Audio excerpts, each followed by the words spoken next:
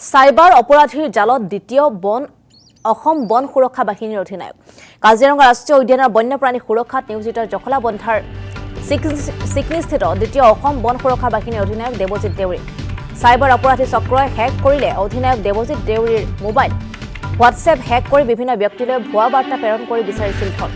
দেৱজিৎ দেউৰী স্বাস্থ্যজনিত কাৰণত চিকিৎসালয়ত ভৰ্তি থাকিব লগা বুলি ভুৱা বাৰ্তা প্ৰেৰণ কৰি অপৰাধী চক্ৰটোৱে বিচাৰিছিল ধন চিকিৎসাৰ বাবে ৫৬,০০০ টকাৰ প্ৰয়োজন হৈছে বুলি বাৰ্তা প্ৰেৰণ কৰিছে দেৱজিৎ দেউৰীৰ হোৱাটছএপত থকা বিভিন্ন বন্ধুবৰ্গলৈ প্ৰেৰণ কৰা হৈছিল মেছেজৰ লগতে পঠিয়াইছিল এটা QR কোড দেউৰীৰ বন্ধুবৰ্গই দেউৰী সঁচাকৈ বিপদত পৰা বুলি অনলাইন যোগে ধনৰ যোগাযোগ কৰিছিল আৰু বিষয়টো জানিব পৰা মতে অলপো পলম নকৰাকৈ দেউৰী কাষ চাপিল আইনৰ ইতিমধ্যে সাইবাৰ অপৰাধ শাখাই তদন্ত আৰম্ভ কৰাৰ লগতে হেকাৰলৈ যাতে কোনেও ধন পঠাব নোৱাৰে তাৰো ব্যৱস্থা কৰিছে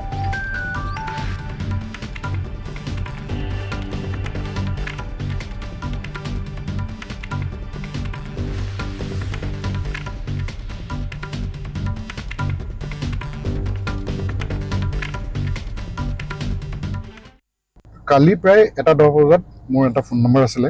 ফোন নম্বৰটো মই আপোনাক অলৰেডি দিছোঁ এইটো হৈছে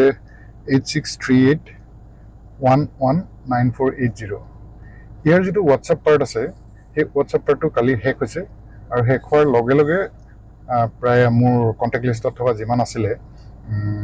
প্ৰায় 900ৰ ওপৰত মোৰ কণ্টেক্ট লিষ্টত নাম্বাৰ আছিলে প্ৰত্যেকলৈ এটা মেছেজ গ'ল যে মই বেমাৰত পৰি আছোঁ হস্পিটেলত আছোঁ সেইকাৰণে পইচা লাগে মোৰ তাত মেক্সিমাম পুলিচৰ নাম্বাৰ আছিলে চ' গম পোৱাসকলে গম পাইছে কিন্তু কিছুমান এনেকুৱা আছে যি গম পোৱা নাই তেখেতসকলে দুই এজনে পইচা পঠিয়াই দিলে মই জনাত 3জন মানুহৰ কথা মই গম পাইছোঁ মোৰ পুৰণা চিনাকি তেখেতসকলে অলৰেডি পঠিয়াই দিলে তো পঠিয়াই দিয়াৰ পিছত আমাৰ যিটো উপায় এই উপায়টো কৰা হৈছে বা আমি আশা কৰিছোঁ যাতে তেওঁলোকে পইচাবোৰ ঘূৰাই পাব এতিয়া হৈছে আমাৰ চাইবাৰ PS বুলি গুৱাহাটীত যিটো আছে তাত 1930 তেওঁলোকে কমপ্লেইন কৰিব লাগে যে ফ্ৰড এটা হৈছে আমি বেলেগক পইচা দিলোঁ যিটো মানে কেঞ্চেল কৰিব লাগে চ' তেতিয়া একনলেজমেণ্ট এটা দিয়ে তেওঁলোকে আৰু সেইমতে এটা